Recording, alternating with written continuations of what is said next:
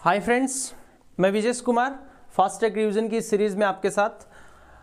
यहाँ पे आज फास्ट ट्रैक रिवीजन की सीरीज़ में हम देखने वाले हैं इलेक्ट्रोस्टैटिक यूनिट को। तो जो इलेक्ट्रोस्टैटिक यूनिट है भाई, सबसे पहले तो ये समझना है कि इलेक्ट्रोस्टैटिक जो यूनिट है ये किससे रिलेटेड है, इसमें हम स्टडी करने वाले क्या है, क्या स्टडी करते हैं अपन। तो इलेक्ट्रोस्टैटिक जो है भाई फिजिक्स की वो ब्रांच है जिसमें हम रेस्ट कंडीशन में चार्ज पार्टिकल्स की स्टडी करते हैं। That whenever charge particles is in rest condition then how static charge particles will interact with each other.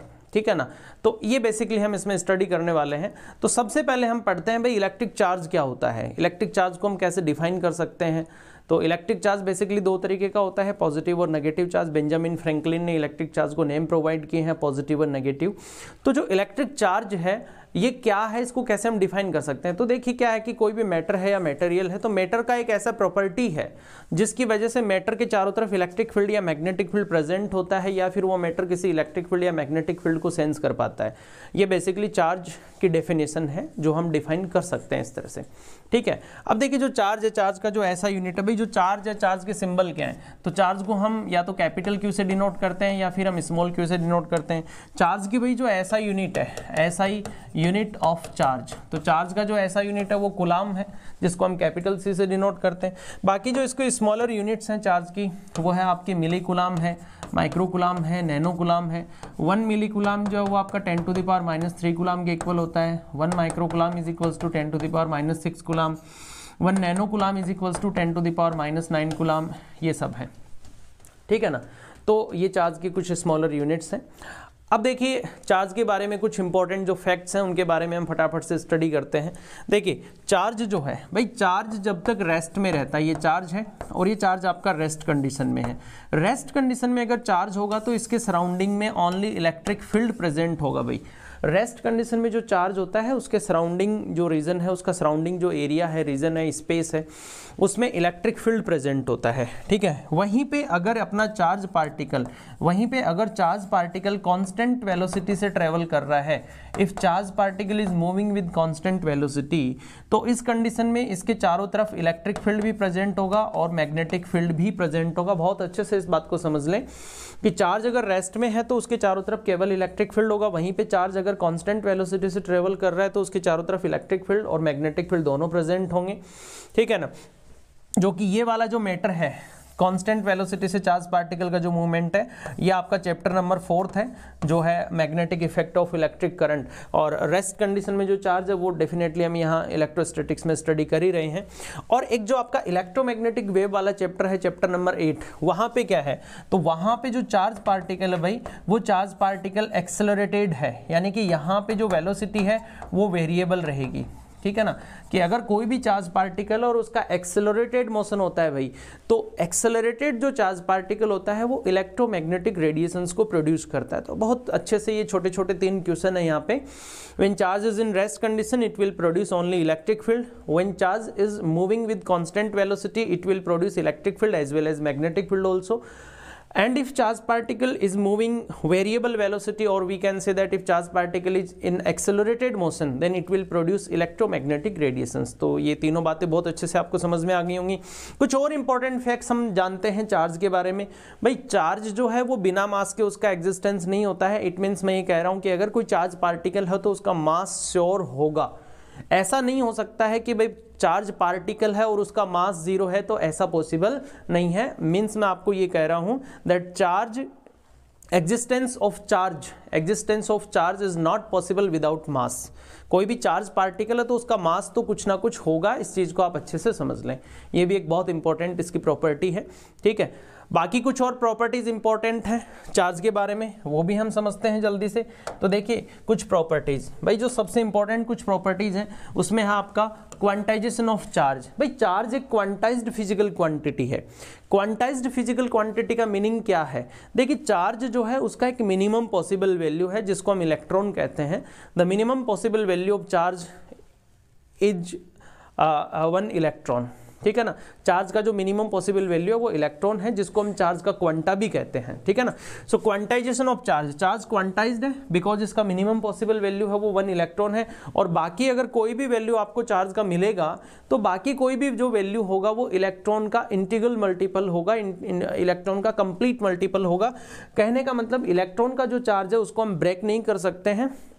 जब भी चार्ज एक बॉडी से दूसरी बॉडी में ट्रांसफर होता है तो पूरा का पूरा इलेक्ट्रॉन ही ट्रांसफर होता है, यानी जैसे 1 इलेक्ट्रॉन ट्रांसफर हो गया, 2 इलेक्ट्रॉन ट्रांसफर हो गए, 5 इलेक्ट्रॉन ट्रांसफर हो गए, 10 इलेक्ट्रॉन ट्रांसफर हो गए, ठीक है ना। ऐसा नहीं है कि 10.5 इलेक्ट्रॉन, नहीं 10.5 नहीं, इलेक्ट्रॉन कंप्लीटली ही ट्रांसफर होता है। मिनिमम पॉसिबल वैल्यू जो है वो चार्ज का इलेक्ट्रॉन ही है। तो इसीलिए हमने कहा है दैट चार्ज क्या है, क्वांटाइज्ड फिजिकल क्वांटिटी है, और चार्ज का जो क्वांटा है वो इलेक्ट्रॉन है, ठीक है।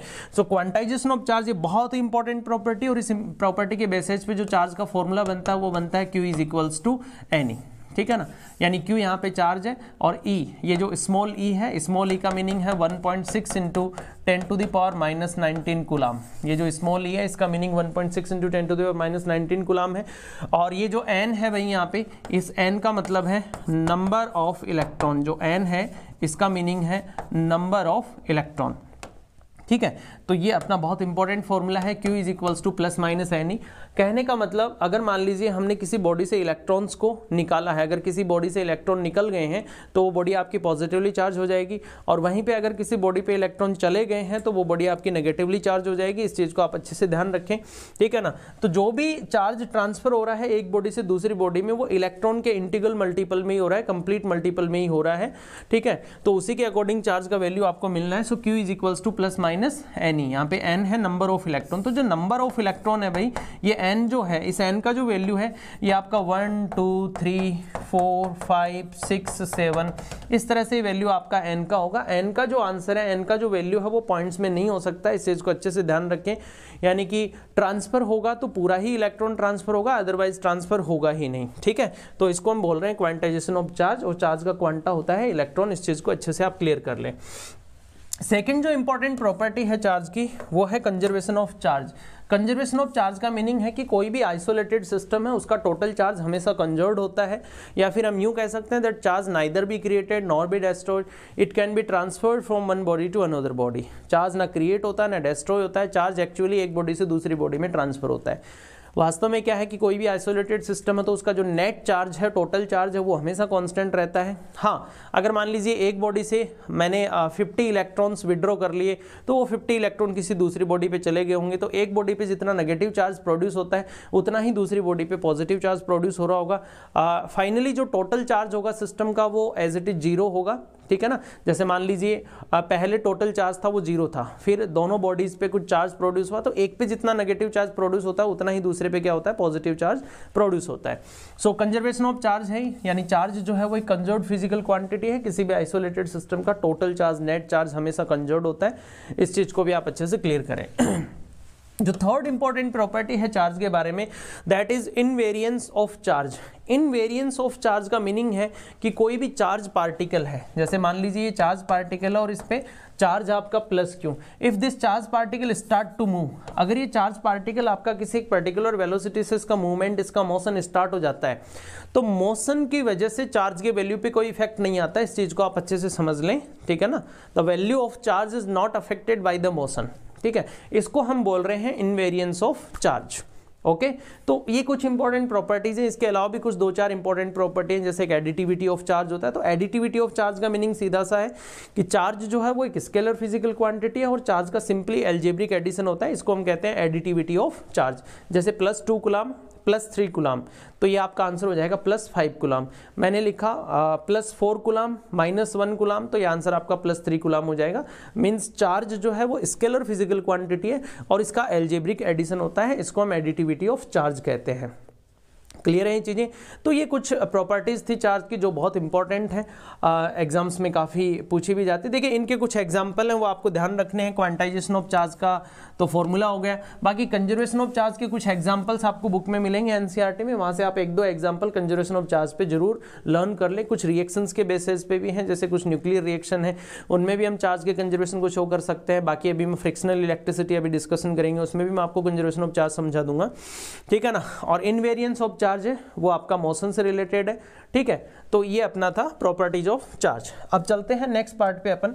तो नेक्स्ट अपना है मेथड ऑफ चार्जिंग। भाई कोई भी न्यूट्रल ऑब्जेक्ट है, न्यूट्रल बॉडी है, उसको चार्ज करने के 3 मेथड है। फिजिकली हम किसी बॉडी को कैसे कैसे चार्ज कर सकते हैं, ठीक है ना। तो फिजिकल जो मेथड्स हैं, अपना फर्स्ट मेथड है बाई फ्रिक्शन, यानी कोई भी न्यूट्रल ऑब्जेक्ट्स हैं हम उनको फ्रिक्शन से चार्ज कर सकते हैं। और फ्रिक्शनल इलेक्ट्रिसिटी ही वो एक्सपेरिमेंट भी था जिससे चार्ज इंट्रोड्यूस हुआ था।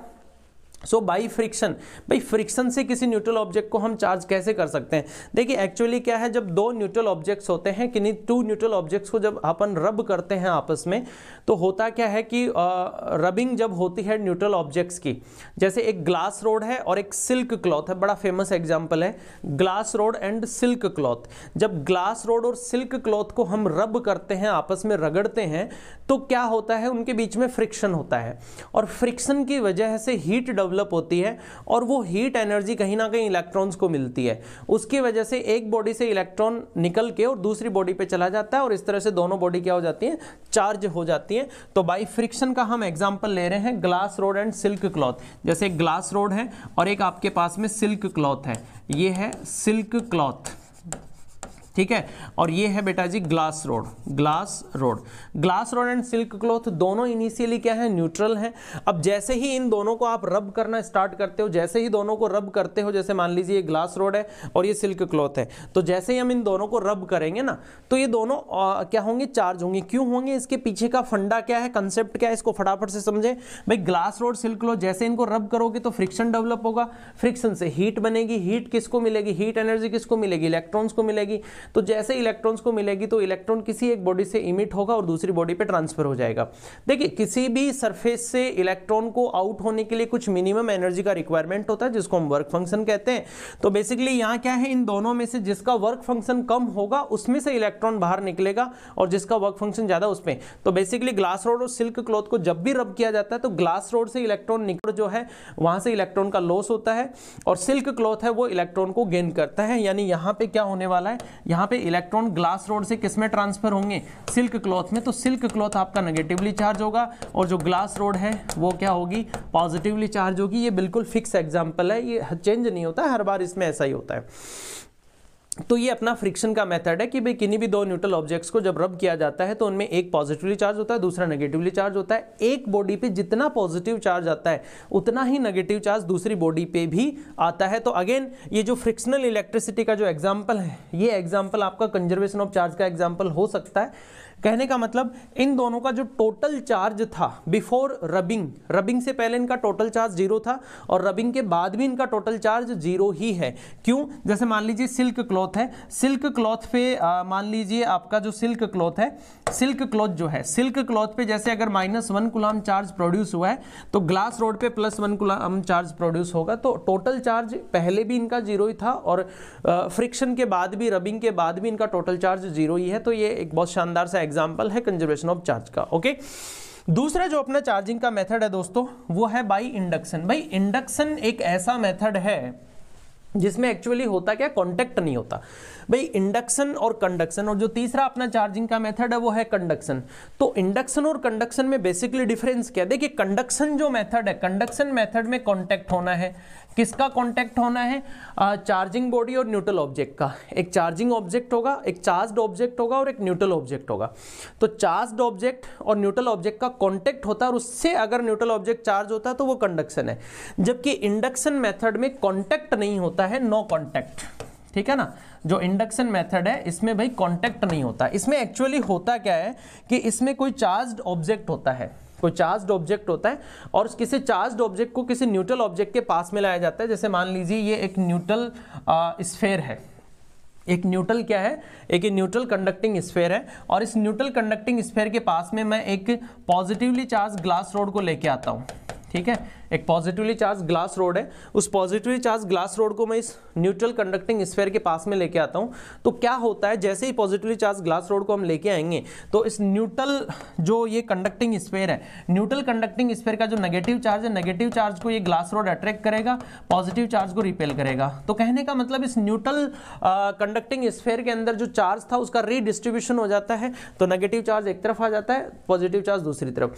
अब क्या करते हैं, ये जो अनदर सरफेस है इस अनदर सरफेस को किसी वायर से कांटेक्ट करवा के और इसको अर्थिंग कर दिया जाता है। जैसे ही अर्थिंग करेंगे तो ये जो पॉजिटिव चार्ज है, ये पॉजिटिव चार्ज आपका कंप्लीटली कहाँ ट्रांसफर हो जाएगा, ये कंप्लीट पॉजिटिव चार्ज आपका अर्थ में ट्रांसफर हो जाएगा।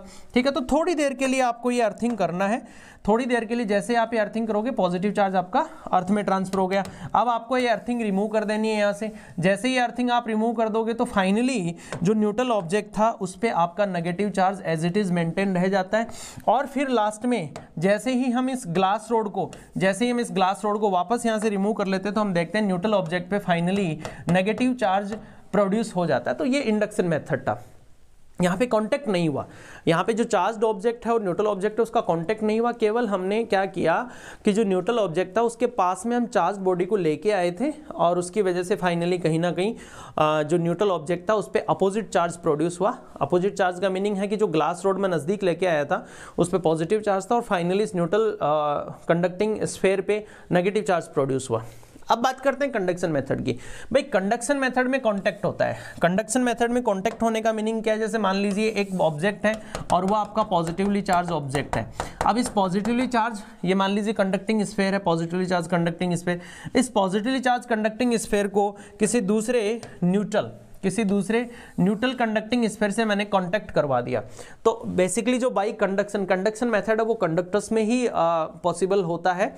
ठीक है ना, तो एक आपके पास में क्या है, पॉजिटिवली चार्ज कंडक्टिंग स्फेयर है, दूसरा कोई न्यूट्रल कंडक्टिंग स्फेयर था। इन दोनों को जैसे ही आप टच करवाते हो तो टच करवाते क्या होता है, चार्ज का फ्लो होता है और चार्ज के फ्लो की वजह से इन दोनों पे चार्ज का रीडिस्ट्रीब्यूशन होता है और थोड़ी देर बाद में जो न्यूट्रल कंडक्टिंग स्फेयर था उस पर भी सेम नेचर का जो चार्ज है वो प्रोड्यूस हो जाता है। तो ये आपका कंडक्शन मेथड है। यानी कंडक्शन मेथड में क्या होता है कि चार्ज्ड बॉडी को न्यूट्रल बॉडी से कांटेक्ट करवाया जाता है तो न्यूट्रल बॉडी पे वैसा ही चार्ज प्रोड्यूस हो जाता है जैसा उस चार्ज बॉडी पे था। यानी कि अगर चार्ज बॉडी पे नेगेटिव चार्ज था तो न्यूट्रल ऑब्जेक्ट पे भी नेगेटिव चार्ज होगा, इस पे अगर पॉजिटिव चार्ज है तो उस पे भी पॉजिटिव चार्ज ही प्रोड्यूस होगा। और बेसिकली जो कंडक्शन मेथड है वो पोटेंशियल डिफरेंस की वजह से प्रोड्यूस होता है। फाइनली इन दोनों के बीच में चार्ज का रीडिस्ट्रीब्यूशन कब स्टॉप होगा, जब इन दोनों का इलेक्ट्रिक पोटेंशियल सेम हो जाएगा। Is it okay? तो ये थे अपने चार्जिंग के मेथड। ओके, अब जो अपना नेक्स्ट पार्ट है वो है भाई कंटिन्यूअस डिस्ट्रीब्यूशन ऑफ चार्ज। भाई चार्ज जो है, देखो चार्ज के वैसे डिस्ट्रीब्यूशन दो तरीके के होते हैं। एक तो चार्ज का डिस्क्रीट डिस्ट्रीब्यूशन होता है। तो डिस्क्रीट डिस्ट्रीब्यूशन में तो क्या होता है, चार्ज पर्टिकुलर पॉइंट्स पे रेस्ट में रहता है, अलग अलग पॉइंटों पे अलग अलग चार्ज रेस्ट में रहता है। और एक होता है अपना कंटिन्यूअस डिस्ट्रीब्यूशन ऑफ चार्ज। तो कंटिन्यूअस डिस्ट्रीब्यूशन ऑफ चार्ज में क्या होता है कि जो चार्ज होता है वो या तो 1D या 2D या 3D में यूनिफॉर्मली डिस्ट्रीब्यूट होता है। तो बेसिकली तीन तरह का कंटिन्यूअस डिस्ट्रीब्यूशन ऑफ चार्ज है जो हमारे लिए यहाँ पे काफी इंपॉर्टेंट होगा। फर्स्ट है अपना लीनियर चार्ज डिस्ट्रीब्यूशन। तो लीनियर चार्ज डिस्ट्रीब्यूशन को हम 1D चार्ज डिस्ट्रीब्यूशन भी कहते हैं, वन डायमेंशनल चार्ज डिस्ट्रीब्यूशन भी हम कह सकते हैं लीनियर चार्ज डिस्ट्रीब्यूशन को। यानी लीनियर चार्ज डिस्ट्रीब्यूशन में जो चार्ज का डिस्ट्रीब्यूशन होगा वो एक लाइन, एक लेंथ के अलोंग चार्ज का डिस्ट्रीब्यूशन होगा। जैसे मान लीजिए एक थिन वायर है, उस थिन वायर को जब हम चार्ज प्रोवाइड करते हैं तो वो चार्ज उस वायर की लेंथ के अलोंग उस पर यूनिफॉर्मली डिस्ट्रीब्यूट होता है। तो वो आपका लीनियर चार्ज डिस्ट्रीब्यूशन है। जैसे एक थिन वायर है और इस थिन वायर को जैसे ही हमने चार्ज प्रोवाइड किया तो वो चार्ज इस थिन वायर की कंप्लीट लेंथ के अलोंग इस पर डिस्ट्रीब्यूट हो रहा है। भाई ये आपका लीनियर चार्ज डिस्ट्रीब्यूशन है, इसको हम वन डायमेंशनल भी कह सकते हैं। दूसरा आपका होता है सरफेस चार्ज डिस्ट्रीब्यूशन। तो सरफेस का मीनिंग है कि ये एक तरह से 2D है, टू डायमेंशनल चार्ज डिस्ट्रीब्यूशन है। यानी सरफेस चार्ज डिस्ट्रीब्यूशन में चार्ज का जो डिस्ट्रीब्यूशन है वो टू डायरेक्शंस में डिस्ट्रीब्यूट होता है। जैसे मान लीजिए कोई थिन मेटालिक प्लेट है, कोई थिन लेयर है, कोई मेटालिक प्लेट्स हैं, थिन है, ठीक है ना। तो थिन मेटालिक प्लेट अपन मान लेते हैं। तो उस पे क्या होता है आपका, जैसे आपने कोई सरफेस लिया और इस सरफेस को हमने चार्ज प्रोवाइड किया तो ये आपका हो गया सरफेस चार्ज डिस्ट्रीब्यूशन, ठीक है। और तीसरा अपना होता है volume charge distribution. Volume charge distribution को हम 3D यानी 3 डायमेंशनल चार्ज डिस्ट्रीब्यूशन भी कह सकते हैं। वॉल्यूम चार्ज डिस्ट्रीब्यूशन में जो चार्ज होता है वो एक साथ 3 डायरेक्शंस में डिस्ट्रीब्यूट होता है, X axis, Y axis and Z axis, ठीक है। तो ये अपने 3 तरह के चार्ज डिस्ट्रीब्यूशन होते हैं। फटाफट से इनके एग्जाम्पल्स को हम थोड़ा सा डिटेल में समझते हैं। देखिए लीनियर चार्ज डिस्ट्रीब्यूशन का एक एग्जाम्पल तो मैं आपको बता चुका हूँ। जैसे एक थिन वायर है, उस थिन वायर को जब हम चार्ज प्रोवाइड करेंगे तो उस पर लीनियर चार्ज डिस्ट्रीब्यूशन ही होगा। या फिर जैसे मान लीजिए कोई थिन वायर से बनी हुई रिंग है, थिन वायर से बनी हुई क्या है, रिंग है। तो उस रिंग को अगर आप चार्ज प्रोवाइड करोगे तो वो भी आपका डेफिनेटली लीनियर चार्ज डिस्ट्रीब्यूशन ही होगा। क्योंकि उसमें भी जो चार्ज है वो आपका लेंथ के अलोंग ही डिस्ट्रीब्यूट होगा, ठीक है। ये एग्जांपल है। अब हम बात करें सरफेस चार्ज डिस्ट्रीब्यूशन की, तो सरफेस चार्ज डिस्ट्रीब्यूशन का एक एग्जांपल तो मैं आपको दे चुका हूं, थिन मेटालिक प्लेट। एक जो थिन मेटालिक प्लेट है या फिर थिन इंसुलेटिंग प्लेट भी हो सकती है, थिन इंसुलेटिंग प्लेट या थिन मेटालिक प्लेट, उसमें जो चार्ज डिस्ट्रीब्यूशन होगा वो सरफेस चार्ज डिस्ट्रीब्यूशन ही होगा। इसके अलावा मैं आपको एग्जांपल जो बता रहा हूं वो अभी उसको आप अच्छे से समझें। सॉलिड, मैंने लिखा है सॉलिड कंडक्टिंग स्फेयर। देखिए सॉलिड कंडक्टिंग जो स्फेयर है उसमें भी आपका सरफेस चार्ज डिस्ट्रीब्यूशन ही होगा। अगर सॉलिड कंडक्टिंग स्फेयर है और इसको आप चार्ज प्रोवाइड करते हो तो ये चार्ज भी इसके ओनली सरफेस पे ही रहेगा। इसको अच्छे से आप समझ लें। सॉलिड कंडक्टिंग स्फेयर लिखा है मैंने। अगर मैं यहाँ पे सॉलिड इंसुलेटिंग स्फेयर लिखता तो वो वॉल्यूम चार्ज डिस्ट्रीब्यूशन का एग्जाम्पल होता। इस बात को थोड़ा ढंग से समझें आप। मैंने लिखा सॉलिड इंसुलेटिंग स्फेयर, जैसे मान लीजिए रबर बॉल है, ठीक है। तो भाई सॉलिड इंसुलेटिंग स्फेयर अगर है तो इसमें आपका वॉल्यूम चार्ज डिस्ट्रीब्यूशन होगा। इसमें जो चार्ज है वो चार्ज इसके कंप्लीट वॉल्यूम में डिस्ट्रीब्यूट होगा। जबकि अगर सॉलिड कंडक्टिंग स्फेयर है तो इसमें चार्ज जो है वो ओनली इसकी सरफेस पे ही डिस्ट्रीब्यूट होगा। बहुत अच्छे से समझें। मीन्स आप ये बात अच्छे से समझ लें कि जो कंडक्टर होते हैं, कंडक्टर्स को जब हम चार्ज प्रोवाइड करते हैं तो वो चार्ज कंडक्टर्स की सरफेस पे ही रहता है। कंडक्टर के वॉल्यूम में चार्ज का डिस्ट्रीब्यूशन नहीं हो सकता। वहीं पे अगर इंसुलेटिंग बॉडी है तो इंसुलेटिंग बॉडी में चार्ज का डिस्ट्रीब्यूशन उसके throughout the whole volume, इसके कंप्लीट वॉल्यूम में चार्ज का डिस्ट्रीब्यूशन हो जाएगा। इसका सिंपल सा रीजन क्या है वो समझ लें। सिंपल सा रीजन ये है कि कंडक्टर्स में चार्ज का फ्लो पॉसिबल होता है। तो क्या होता है कि अगर आपने सॉलिड कंडक्टिंग स्फीयर को सेंटर पे भी चार्ज प्रोवाइड किया है तो चार्ज प्रोवाइड करोगे तो या तो पॉजिटिव चार्ज प्रोवाइड करोगे या नेगेटिव चार्ज प्रोवाइड करोगे। तो पॉजिटिव चार्ज जैसे ही प्रोवाइड करोगे पॉजिटिव को रिपेल करेगा, या नेगेटिव चार्ज प्रोवाइड करोगे तो नेगेटिव को रिपेल करेगा, और रिपल्सन की वजह से वो चार्ज फ्लो होता हुआ सरफेस पे जाके रुकेगा, यानी रिसाइड हो जाएगा सरफेस पे। जबकि अगर मान लीजिए इंसुलेटिंग स्फीयर है तो इंसुलेटिंग स्फीयर को अगर मैंने सेंटर पे चार्ज प्रोवाइड किया तो वो चार्ज सेंटर पे ही रहेगा, क्योंकि इंसुलेटिंग स्फीयर में चार्ज का फ्लो पॉसिबल नहीं हो पाएगा। ये सिंपल सा इसका रीजन है। तो इसको बहुत अच्छे से भाई आप माइंड में फिट कर लें that whenever we provide charge to any conducting body then charge will reside on its surface, not in its complete volume. जब भी किसी मेटेलिक बॉडी या कंडक्टिंग बॉडी को चार्ज प्रोवाइड करते हैं तो वो चार्ज उसकी कंप्लीट सरफेस पे डिस्ट्रीब्यूट होता है, भाई उसके पूरे वॉल्यूम में डिस्ट्रीब्यूट नहीं हो पाएगा। वहीं पे अगर एक इंसुलेटिंग बॉडी को आप चार्ज प्रोवाइड करोगे तो वो उसके कंप्लीट वॉल्यूम में डिस्ट्रीब्यूट होगा। इसलिए मैंने लिखा है सॉलिड इंसुलेटिंग स्फीयर में आपका वॉल्यूम चार्ज डिस्ट्रीब्यूशन रहेगा, वहीं पे सॉलिड कंडक्टिंग स्फीयर में आपका सरफेस चार्ज डिस्ट्रीब्यूशन रहेगा। तो ये इसके बड़े प्यारे प्यारे से एग्जाम्पल हैं जो हमने समझ लिए। फटाफट से हम डेंसिटीज को समझ लेते हैं। भाई लीनियर चार्ज डिस्ट्रीब्यूशन में हम कैलकुलेट करते हैं लीनियर चार्ज डेंसिटी, ठीक है।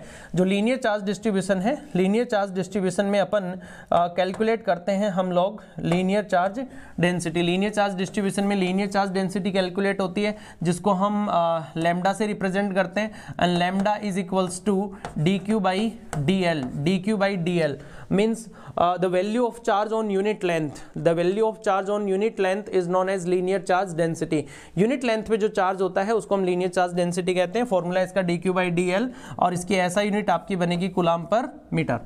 वहीं पे सरफेस चार्ज डिस्ट्रीब्यूशन में हम सरफेस चार्ज डेंसिटी कैलकुलेट करते हैं, और सरफेस चार्ज डेंसिटी का जो सिंबल है वो सिग्मा है, और सिग्मा का आपका फॉर्मूला रहेगा dq अपॉन da। जो सरफेस चार्ज डेंसिटी है भाई उसका जो फॉर्मूला रहेगा, उसका फॉर्मूला आपका रहेगा dq अपॉन ds यहाँ पे एरिया है, सो dq upon ds means the value of charge in unit area, यानी यूनिट एरिया पे जो चार्ज आपका रहेगा उसको हम कहेंगे सरफेस चार्ज डेंसिटी, जिसको हम सिग्मा से रिप्रेजेंट करते हैं। और वॉल्यूम चार्ज डिस्ट्रीब्यूशन में जो डेंसिटी होती है वो है रो, जिसको हम वॉल्यूम चार्ज डेंसिटी कहते हैं, और उसका अपना फॉर्मूला रहेगा dq अपॉन dv, यानी कि यूनिट वॉल्यूम में जो चार्ज होगा उसको हम कहेंगे वॉल्यूम चार्ज डेंसिटी। जो सरफेस चार्ज डेंसिटी है उसका ऐसा यूनिट रहेगा कूलाम पर मीटर स्क्वायर, और इसका जो ऐसा यूनिट है वो आपका रहेगा कूलाम पर मीटर क्यूब। अब हम देखते हैं कूलाम्स लॉ, ठीक है।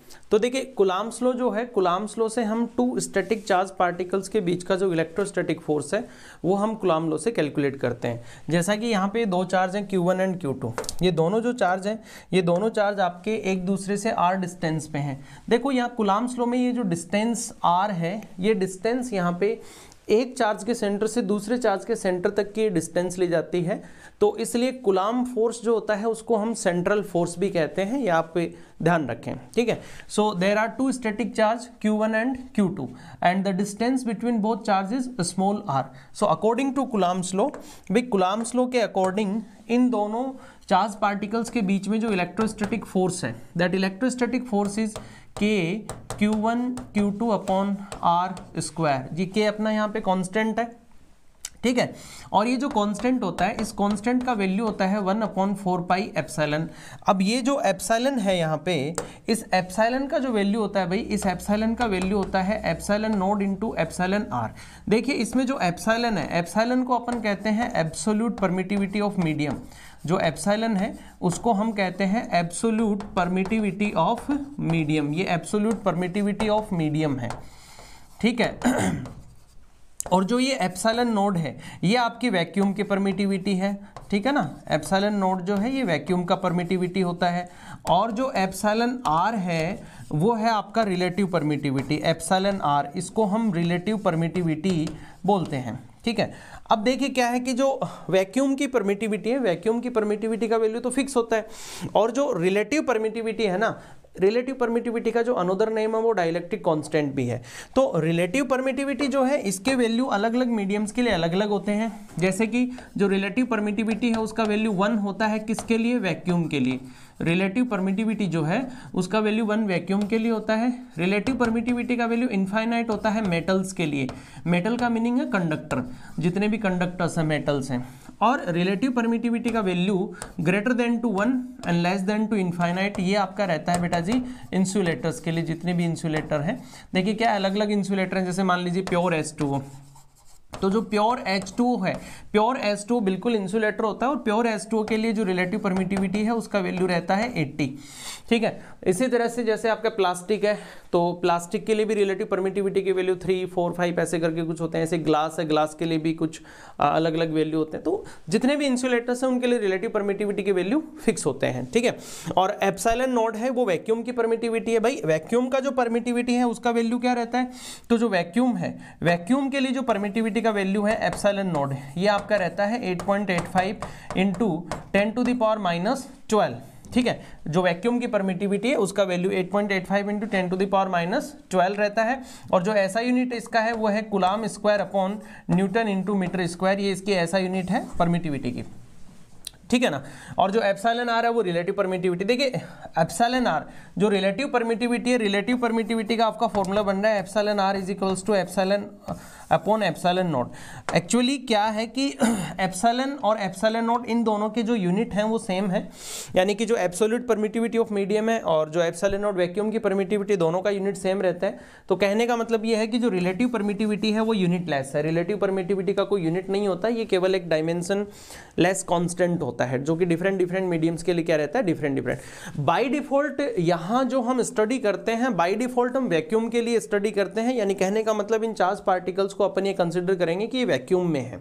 तो अगर ये चार्ज पार्टिकल आपके वैक्यूम में हैं तो फिर आपका जो फोर्स रहेगा इन दोनों चार्ज पार्टिकल्स के बीच का, वो फोर्स भाई सीधा सीधा क्या रहेगा, F equals to 1/4 pi epsilon naught Q1 Q2 upon R square. ये जो फोर्स है, ये फोर्स आपका कब है, जब ये वैक्यूम में है। तो वैक्यूम के लिए फोर्स आपका 1/4 pi epsilon naught Q1 Q2 upon R square. Epsilon note यहाँ पे क्या है, वैक्यूम की परमिटिविटी है, जिसका वैल्यू मैं आपको ऑलरेडी बता चुका हूँ।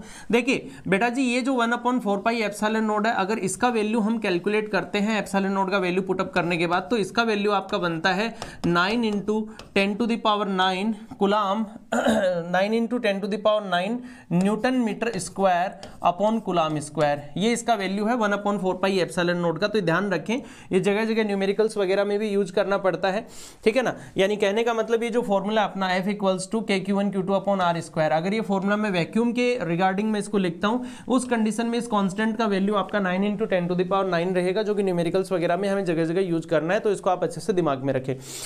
अब अगर हम बात करें स्पेशल केसेस की, कि अगर मीडियम प्रेजेंट होता है, ये दोनों जो चार्ज पार्टिकल है Q1 Q2, अगर इन दोनों के बीच में मीडियम प्रेजेंट होता, कोई भी इंसुलेटिंग मीडियम या कोई भी मीडियम अगर मैं इन दोनों के बीच में प्लेस कर देता हूं, तो जैसे ही इन दोनों चार्ज पार्टिकल्स के बीच में कोई भी मीडियम यहाँ पे प्रेजेंट होता है, मान लीजिए उस मीडियम का रिलेटिव परमिटिविटी एप्सिलॉन आर है, तो मीडियम की प्रेजेंस में जो इलेक्ट्रिक फोर्स होगा वो क्या होगा भाई, जैसे ही मीडियम प्रेजेंट होगा तो मीडियम की जो प्रेजेंस है, मीडियम की प्रेजेंस में जो इलेक्ट्रिक फोर्स बनेगा वो क्या बनेगा, सो मीडियम की प्रेजेंस में इलेक्ट्रिक फोर्स होगा Fm is equals to 1/4 pi epsilon naught into epsilon R Q1 Q2 upon R square. यानी आप देख पा रहे हैं कि वैक्यूम में जो भी इलेक्ट्रिक फोर्स होता है दोनों चार्ज पार्टिकल्स के बीच में, तो मीडियम की प्रेजेंस में ये जो इलेक्ट्रिक फोर्स होता है ये सीधा सीधा एप्सिलॉन आर टाइम्स क्या हो रहा है, डिक्रीज, यानी एप्सिलॉन आर से क्या हो जाता है, ये डिवाइड हो जाता है। जैसे मान लीजिए ये दोनों चार्ज पार्टिकल्स हैं, इन दोनों चार्ज पार्टिकल्स के बीच में वैक्यूम में जो फोर्स होता है,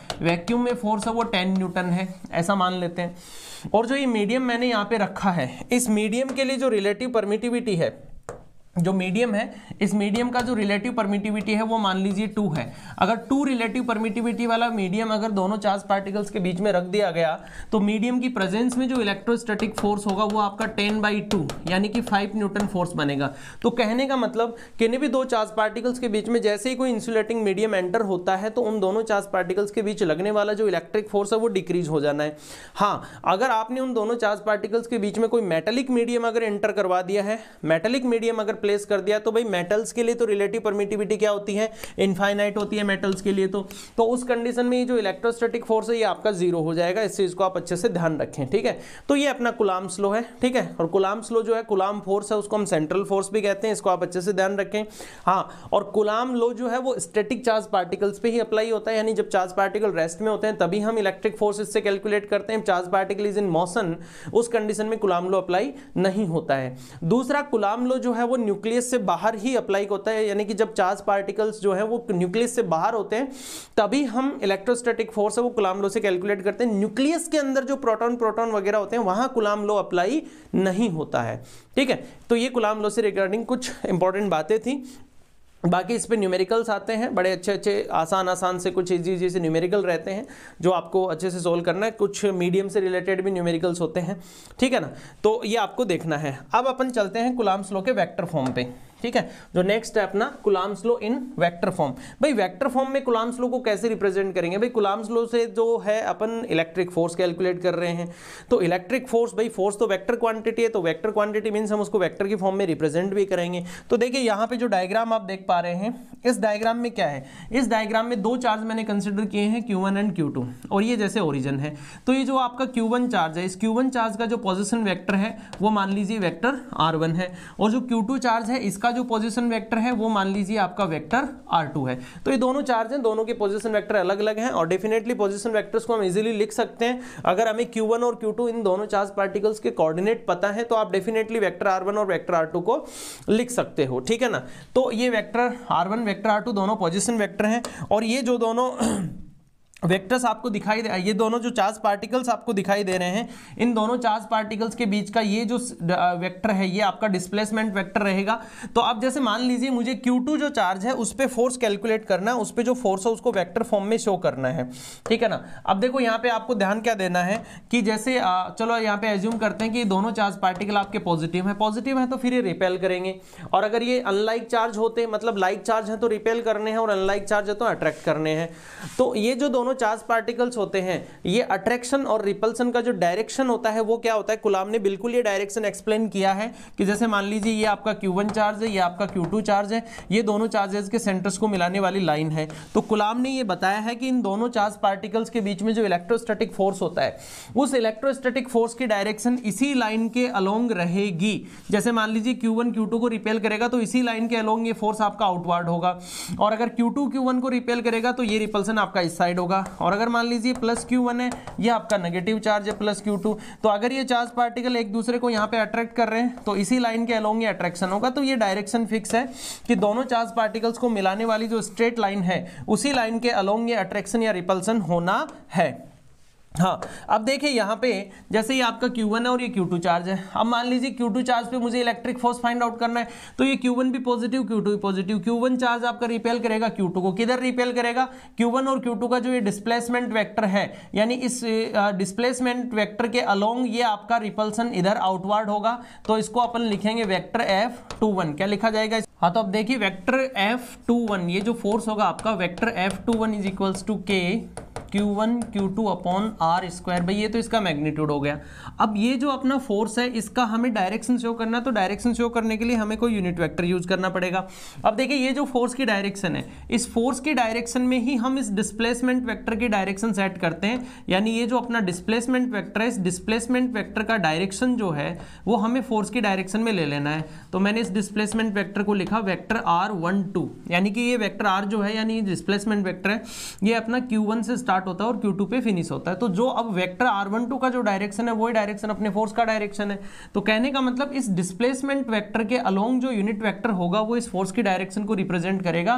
तो यहाँ पे यूनिट वेक्टर अपन लिखेंगे R∩12। ठीक है, तो इस तरह से ये अपना जो फोर्स है उसका वेक्टर फॉर्म हो गया। यहाँ पे कुछ आगे अगर अपन देखें तो भाई यूनिट वेक्टर का फॉर्मूला क्या होता है? R∩12 is equals to vector R12 upon magnitude of vector R12। ठीक है, अब देखिए जो वेक्टर R12 है इसका जो मैग्नीट्यूड है भाई, वो मैग्नीट्यूड अपन ने R एज्यूम कर रखा है। कहने का मतलब Q1 से Q2 तक की जो डिस्टेंस है उसका जो न्यूमेरिकल वैल्यू है वो हमने R एज्यूम किया हुआ है। सो वेक्टर R12 का मैग्नीट्यूड हमने R एज्यूम किया हुआ है। तो अगर मैं यहाँ पे यूनिट वेक्टर का फॉर्मूला अप्लाई कर देता हूँ तो आपका जो नेक्स्ट स्टेप होगा वो होगा vector F21 equals to K Q1 Q2 upon R cube. ठीक है, R स्क्वायर आपका R क्यूब बन जाएगा और यहाँ पे हो जाएगा वेक्टर R12। इस तरह से ये आपका वेक्टर फॉर्म यहाँ पे बन चुका है। तो ये कूलम्ब्स लॉ का वेक्टर फॉर्म है। ठीक है, यानी कि वेक्टर फॉर्म में फोर्स की डायरेक्शन को रिप्रेजेंट करने के लिए हमें यूनिट वेक्टर साथ में यूज करना होगा और यूनिट वेक्टर जो होगा वो फोर्स की डायरेक्शन में हमें सेट करना है। ठीक है, तो अगर जो डिस्प्लेसमेंट वेक्टर है Q1 और Q2 दोनों जो चार्ज पार्टिकल्स हैं, उन दोनों चार्ज पार्टिकल्स के बीच का जो डिस्प्लेसमेंट वेक्टर है, अगर वो डिस्प्लेसमेंट वेक्टर आपने फोर्स की डायरेक्शन में ले रखा है तब तो उसी का यूनिट वेक्टर यूज हो जाएगा। और अगर इस डिस्प्लेसमेंट वेक्टर की डायरेक्शन अपोजिट ले लेते हैं अपन, जैसे डिस्प्लेसमेंट वेक्टर मैंने ले लिया Q2 से Q1 की तरफ, तो फिर वेक्टर F21 की डायरेक्शन को रिप्रेजेंट करने के लिए यूनिट वेक्टर हम नेगेटिव साइन के साथ यूज कर लेंगे। तो इस तरह से वेक्टर फॉर्म है। ठीक है ना, इसकी थ्योरी है। अब अपन आगे नेक्स्ट टॉपिक पे चलते हैं। सो नेक्स्ट टॉपिक है अपना superposition principle to calculate electric force on a point charge. भाई जैसे कोई मल्टीपल चार्ज वाला सिस्टम होता है और उस मल्टीपल चार्ज वाले सिस्टम में किसी एक पॉइंट चार्ज पे हमें टोटल इलेक्ट्रिक फोर्स कैलकुलेट करना है, तब हम यूज करते हैं सुपरपोजिशन प्रिंसिपल। क्या कहता है सुपरपोजिशन प्रिंसिपल? इसको एक एग्जाम्पल के थ्रू अपन समझते हैं। ठीक है ना, एक एग्जाम्पल हम इसके लिए लेते हैं और एग्जाम्पल से हम इसको समझने की कोशिश करते हैं। तो इसके लिए जैसे मैंने एक ट्राइंगुलर चार्ज वाला जो सिस्टम है, 3 चार्ज का एक सिस्टम में कंसिडर करता हूँ जिसमें 3 चार्ज है और वो 3 चार्ज यहाँ पे ट्राइंगल पे जो वर्टिसेज है वहाँ पे प्लेस्ड है। जैसे प्लस Q है, यहाँ पे भी एक प्लस Q चार्ज है और मान लीजिए यहाँ कोई चार्ज है प्लस कैपिटल Q। ठीक है, so this is system of 3 charge. यहाँ पे 3 चार्ज का ये सिस्टम है, इक्विलेटरल ट्राइंगल है, उसके वर्टिसेस पे तीनों चार्ज ये सेट किए हुए हैं। तो इक्विलेटरल ट्राइंगल है तो इसका मतलब इसकी जो सभी साइड्स हैं, इसकी जो साइड्स हैं वो इक्वल होंगी। ठीक है ना, तो ये भी x है, ये भी x है और ये भी x है। अब जैसे यहाँ पे मान लीजिए आपसे पूछा जाता है that calculate total electric force on plus capital Q charge. ये जो कैपिटल Q चार्ज है इस पे टोटल इलेक्ट्रिक फोर्स आपको कैलकुलेट करना है, तो सुपरपोजिशन प्रिंसिपल आप यूज करोगे। क्या कहता है सुपरपोजिशन प्रिंसिपल? कि भाई जिस भी चार्ज पे आपको टोटल इलेक्ट्रिक फोर्स पता करना है तो सबसे पहले तो ये देखो कि उस चार्ज पे कितने इलेक्ट्रिक फोर्स लग रहे हैं। तो कितने इलेक्ट्रिक फोर्स लग रहे हैं, मतलब जैसे ये चार्ज है तो इस पे इलेक्ट्रिक फोर्स 2 लगेंगे। 2 क्यों लगेंगे? क्योंकि एक ये जो आपका प्लस Q चार्ज है ये इस पे इलेक्ट्रिक फोर्स लगाएगा और एक ये वाला जो चार्ज है ये भी इस पे इलेक्ट्रिक फोर्स लगाएगा।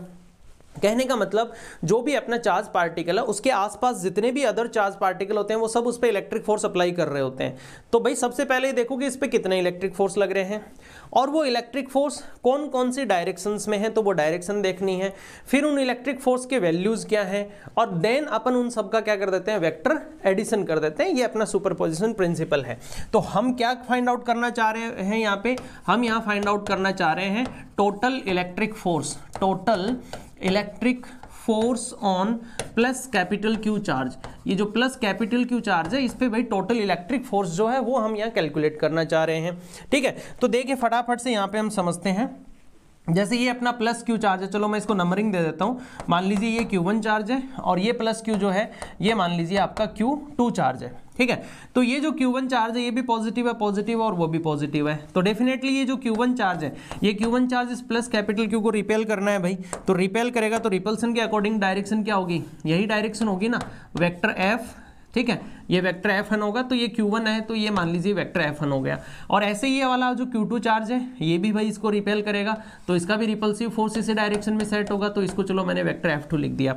अब ये जो वेक्टर F1 और F2 हैं इन दोनों के बीच का ये जो एंगल है भाई, ये एंगल आपका क्या बन रहा है, 60 डिग्री एंगल बन रहा है, कहीं कोई दिक्कत ही नहीं है इसमें। तो ये दोनों फोर्स है vector F1 and vector F2, दोनों के बीच का एंगल आपका 60 डिग्री है। हमें तो इस पे टोटल फोर्स कैलकुलेट करना था, ठीक है। तो इस पे भाई जो टोटल फोर्स रहेगा, इस पे जो टोटल फोर्स रहेगा वेक्टर F, वो आपका वेक्टर F1 और वेक्टर F2 के वेक्टर एडिशन के इक्वल होगा, बिल्कुल यही आपका सुपरपोजिशन प्रिंसिपल है। अब यहाँ पे वेक्टर F1 और वेक्टर F2 का वेक्टर एडिशन करने के लिए वही अपना पैरेललोग्राम लॉ हम यूज करने वाले हैं, क्योंकि हमें इन दोनों फोर्सेज के मैग्नीट्यूड पता है, एंगल्स हमें पता है, तो क्यों ना हम इनका रिजल्टेंट वैल्यू फाइंड आउट कर सकते हैं यहाँ पे। तो फटाफट से हम इनके मैग्नीट्यूड देखते हैं। F1, तो F1 का मैग्नीट्यूड क्या रहेगा, F1 मीन्स आपका कैपिटल Q और इधर आपका स्मॉल q, इन दोनों के बीच का फोर्स क्या रहेगा, सो K capital Q into small q upon x square, okay. दूसरा अपना फोर्स है बेटा जी F2, तो F2 देखोगे तो इधर ये Q है और इधर प्लस Q है, तो इनके बीच का फोर्स देखोगे तो ये capital Q small q upon x square, ये दोनों फोर्सेज हो गए F1 एंड F2, इन दोनों के बीच का एंगल आपका 60 डिग्री। आपको तो टोटल फोर्स पता करना है, तो पैरेललोग्राम लॉ अगर यूज करता हूं तो total force F is equals to root, ये आपका रहेगा F1 square plus F2 square plus 2F1 F2 cos 60, भाई एंगल आपका 60 है। F1 F2 की जो वैल्यूज हैं वो पुटअप कर दीजिए। F1 का वैल्यू आपका K, तो K square capital Q square small q square upon x to the power 4 plus ये भी आपका रहेगा K square capital Q square small q square upon x to the power 4 plus 2 F1 into F2, तो F1 into F2 मतलब K square हो जाएगा और Q into Q दोनों में रहेगा तो वो भी Q स्क्वायर हो जाएगा और स्मॉल q भी दोनों में रहेगा तो Q स्क्वायर और upon x to the power 4 और cos 60 रहेगा 1/2, ठीक है ना। तो इस तरह से ये वैल्यूज आ गए। फाइनली हम इसको सोल्व कर लेंगे और जो अपना कैपिटल Q चार्ज है इस पर क्या टोटल फोर्स है वो हम कैलकुलेट कर लेते हैं।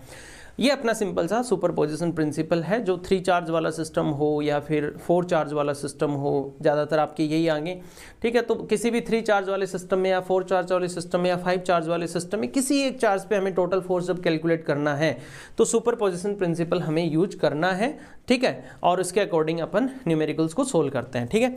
देखते हैं अपना नेक्स्ट टॉपिक क्या है। जो नेक्स्ट टॉपिक है भाई अपना वो है electric field and electric field intensity. बिल्कुल अपना जो नेक्स्ट टॉपिक है electric field and electric field intensity बहुत इंपॉर्टेंट है।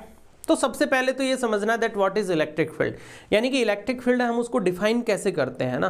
तो इलेक्ट्रिक फील्ड एक्चुअली किसी भी चार्ज के चारों तरफ, चार्ज जो होता है चाहे पॉजिटिव चार्ज हो चाहे नेगेटिव चार्ज हो, भाई कोई भी चार्ज है, ठीक है, तो वो जो चार्ज होता है उस चार्ज के सराउंडिंग में, उस चार्ज के चारों तरफ एक ऐसा पर्टिकुलर स्पेस होता है, एक ऐसा पर्टिकुलर रीजन होता है, जिस रीजन में जब भी कोई दूसरा चार्ज पार्टिकल एंटर करता है तो वो अट्रैक्शन या रिपल्सिव फोर्स को फील करता है, सिंपल, उसको हम इलेक्ट्रिक फील्ड कहते हैं। बहुत सिंपल सी डेफिनेशन है इलेक्ट्रिक फील्ड की, that electric field is a certain region surrounding of a charge in which any another charge particle experience electric force and that electric force may be attractive or repulsive. This is known as electric field. Okay, तो चलो electric field का definition हो चुका है, ठीक है। अब हम देखते हैं भाई इलेक्ट्रिक फील्ड इंटेंसिटी क्या है। भाई किसी भी पॉइंट पे भाई इलेक्ट्रिक फील्ड होता है, ठीक है, क्लियर हो गया कि भाई कोई भी चार्ज पार्टिकल है तो उसके सराउंडिंग में उसके चारों तरफ एक ऐसा उसका क्या होता है इलेक्ट्रिक फील्ड होता है। अब ये जो इलेक्ट्रिक फील्ड है, इस इलेक्ट्रिक फील्ड के जो अलग अलग पॉइंट्स हैं, ठीक है ना, तो इलेक्ट्रिक फील्ड के अलग अलग पॉइंटों पे इलेक्ट्रिक फील्ड इंटेंसिटी का वैल्यू अलग अलग होता है। कहने का मतलब इलेक्ट्रिक फील्ड के किसी भी पर्टिकुलर पॉइंट पे अगर इलेक्ट्रिक फील्ड का मैथमेटिकल वैल्यू हमें कैलकुलेट करना है तो इलेक्ट्रिक फील्ड इंटेंसिटी हमें कैलकुलेट करनी पड़ेगी। तो इलेक्ट्रिक फील्ड इंटेंसिटी कैसे कैलकुलेट की जाती है किसी भी पॉइंट पे, क्या फॉर्मूला है इसका। So electric field intensity is equals to the electric force and the value of test charge particle. भाई ये इलेक्ट्रिक फील्ड इंटेंसिटी का सिंपल सा फॉर्मूला है। इलेक्ट्रिक फोर्स जो इलेक्ट्रिक फोर्स है, किस पे इलेक्ट्रिक फोर्स देखना है, टेस्ट चार्ज पार्टिकल पे। देखिए आपको जिस किसी पॉइंट पे जैसे मान लीजिए आपने ये पॉइंट लिया, आपको इस पॉइंट पे इलेक्ट्रिक फील्ड इंटेंसिटी चेक करनी है। भाई जिस भी पॉइंट पे आपको इलेक्ट्रिक फील्ड इंटेंसिटी चेक करनी है वहीं पे हमें एक टेस्ट चार्ज पार्टिकल लेके आना होगा। देखिए टेस्ट चार्ज पार्टिकल हमेशा पॉजिटिव होता है, ध्यान रखें इस बात का। Test charge particle is always positive, और जो टेस्ट चार्ज पार्टिकल होता है उसका वैल्यू हमेशा बहुत ही स्मॉल होता है, ठीक है ना, काफी स्मॉल वैल्यू होता है टेस्ट चार्ज पार्टिकल का और हमेशा पॉजिटिव रहता है। तो जिस किसी पॉइंट पे, जैसे ये पॉइंट है, इस पॉइंट पे हमें इलेक्ट्रिक फील्ड इंटेंसिटी का वैल्यू फाइंड आउट करना है, तो जिस भी पॉइंट पे फाइंड आउट करना वहीं पे हमें टेस्ट चार्ज पार्टिकल को लेके आना है। फिर हम ये देखते हैं कि वो टेस्ट चार्ज पार्टिकल वहां कितने इलेक्ट्रिक फोर्स को फील करता है, तो उस टेस्ट चार्ज पार्टिकल पर लगने वाले इलेक्ट्रिक फोर्स और उस टेस्ट चार्ज पार्टिकल का जो रेशियो रहेगा, वो रेशियो ही उस पर्टिकुलर पॉइंट की क्या होगी, इलेक्ट्रिक फील्ड इंटेंसिटी होगी। से दैट ये जो आपका पॉइंट है, ये जो पॉइंट है, मान लीजिए आपका पॉइंट है P, तो P पॉइंट पे आप इलेक्ट्रिक फील्ड इंटेंसिटी चेक करना चाह रहे हो, तो P पॉइंट पे इलेक्ट्रिक फील्ड इंटेंसिटी का वैल्यू क्या रहेगा, electric force on this test charge particle and the value of test charge particle, ये रेशियो ही आपके P पॉइंट की क्या रहेगी, इलेक्ट्रिक फील्ड इंटेंसिटी रहेगी। भाई इलेक्ट्रिक फील्ड इंटेंसिटी जो है वो डेफिनेटली एक वेक्टर क्वांटिटी है, तो इसकी डायरेक्शंस को भी समझना जरूरी है कि इलेक्ट्रिक फील्ड इंटेंसिटी जो है उसकी डायरेक्शन क्या होती है। तो अगर मैं इसको वेक्टर फॉर्म में लिखता हूं तो इसका वेक्टर फॉर्म रहेगा vector E is equals to vector F upon Q naught, ये इसका वेक्टर फॉर्म रहेगा। बड़ा सिंपल है भाई, जो डायरेक्शन इस इलेक्ट्रिक फोर्स की होगी, जो भी डायरेक्शन इस इलेक्ट्रिक फोर्स की है वही डायरेक्शन इलेक्ट्रिक फील्ड इंटेंसिटी की रहनी है। कहने का मतलब ये जो पॉजिटिव टेस्ट चार्ज पार्टिकल है, ये पॉजिटिव टेस्ट चार्ज पार्टिकल जिस भी डायरेक्शन में इलेक्ट्रिक फोर्स फील करेगा ना, वही डायरेक्शन इलेक्ट्रिक फील्ड इंटेंसिटी की होगी। ये बहुत इंपॉर्टेंट है, इलेक्ट्रिक फील्ड इंटेंसिटी की डायरेक्शन को समझना काफी इंपॉर्टेंट है, क्योंकि ये आगे डेरिवेशंस में, न्यूमेरिकल्स में सब जगह डायरेक्शन बहुत इंपॉर्टेंट है और ये यूज होती है, ठीक है। तो आपको क्या देखना, अब देखो ये डिपेंड करता है आपके मेन चार्ज पे। फटाफट से देखो डायरेक्शंस को हम समझ लेते हैं जल्दी से कि इलेक्ट्रिक फील्ड इंटेंसिटी जो है उसकी डायरेक्शंस किस तरह से हम डिसाइड करते हैं, ठीक है।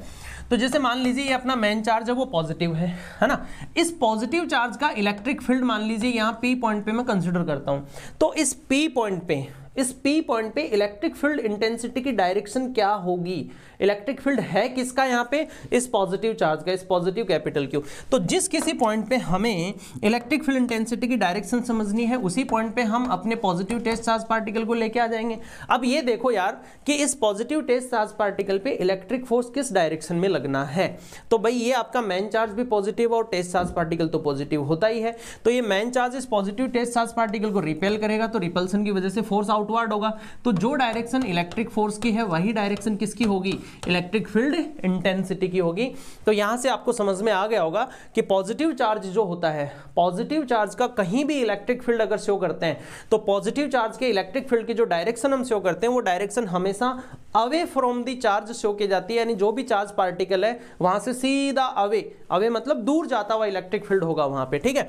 वहीं पे चलो अगर मैंने ये मेन चार्ज नेगेटिव कंसीडर किया, मान लीजिए नेगेटिव चार्ज है, और अब ये नेगेटिव चार्ज है, इसका इलेक्ट्रिक फील्ड इंटेंसिटी जो डायरेक्शन है वो भी मुझे P पॉइंट पे शो करना है। तो अगेन वही काम करना है आपको भाई, जिस भी पॉइंट पे डायरेक्शन वहीं पे आपको positive test charge particle consider करना है। अब ये देखो कि ये मेन चार्ज नेगेटिव है, तो ये मेन चार्ज इस पॉजिटिव टेस्ट चार्ज पार्टिकल पे क्या लगाएगा, इलेक्ट्रिक फोर्स लगाएगा। तो ये मेन चार्ज जो नेगेटिव चार्ज है वो इस पॉजिटिव चार्ज पार्टिकल को क्या करेगा, अट्रैक्ट करेगा, तो ये इलेक्ट्रिक फोर्स का डायरेक्शन हुआ। तो डेफिनेटली यही आपका किसका डायरेक्शन है, इलेक्ट्रिक फील्ड इंटेंसिटी का डायरेक्शन है। तो इस तरह से जो नेगेटिव चार्ज होता है, नेगेटिव चार्ज का किसी भी पॉइंट पे इलेक्ट्रिक फील्ड है, उसकी डायरेक्शन जो होती है वो हमेशा टुवार्ड्स दी चार्ज होती है। तो ये दोनों डायरेक्शन बहुत इंपॉर्टेंट है, अच्छे से इसको आप माइंड में फिट कर लें। पॉजिटिव चार्ज का इलेक्ट्रिक फील्ड जो होता है वो अवे फ्रॉम दी चार्ज होता है, और नेगेटिव चार्ज का इलेक्ट्रिक फील्ड हमेशा टुवार्ड्स दी चार्ज होता है, ठीक है। ये डायरेक्शंस हैं इलेक्ट्रिक फील्ड इंटेंसिटीज की। ऐसा यूनिट क्या रहेगा इलेक्ट्रिक फील्ड इंटेंसिटी का, तो ऐसा यूनिट बिल्कुल फॉर्मूले से आप बना लीजिए, न्यूटन पर कूलम इसका ऐसा यूनिट बन जाएगा। Newton per coulomb is the ऐसा unit of electric field intensity. जी हाँ बिल्कुल, इलेक्ट्रिक फील्ड इंटेंसिटी का एक और ऐसा यूनिट होता है जो कि वोल्ट पर मीटर होता है। वो कैसे बनता है, उसका भी एक फॉर्मूला होता है, एक्चुअली एक पोटेंशियल डिफरेंस का फॉर्मूला होता है। Potential difference is equals to electric field into distance, ये एक फॉर्मूला होता है, ठीक है ना। तो electric field intensity E is equals to potential difference upon distance, ये भी एक फॉर्मूला रहता है, और इस फॉर्मूले के अकॉर्डिंग इलेक्ट्रिक फील्ड इंटेंसिटी की जो ऐसा यूनिट है वो वोल्ट पर मीटर भी बनती है। आप अच्छे से ध्यान में रखें। सो वोल्ट पर मीटर भी सही है, न्यूटन पर कूलम, ये दोनों ही ऐसा यूनिट है इलेक्ट्रिक फील्ड इंटेंसिटीज की।